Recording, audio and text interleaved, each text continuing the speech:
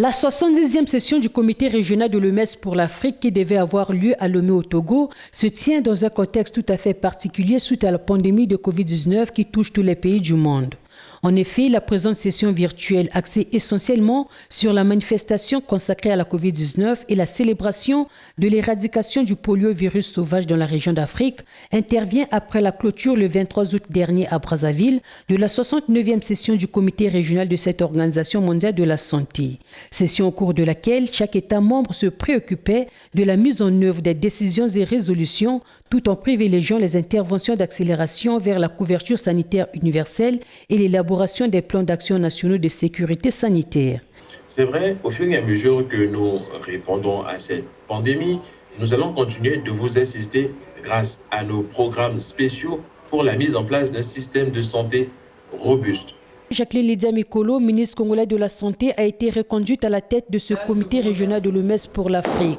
Elle exhorte ses homologues des États membres de l'OMS à poursuivre les efforts pour vaincre la Covid-19 tout en consolidant les acquis obtenus pour l'atteinte de la couverture sanitaire universelle en 2030. Face aux défis actuels, la région africaine de l'OMS doit poursuivre et intensifier sa mobilisation de façon solidaire pour produire les intrants et autres matériels de protection,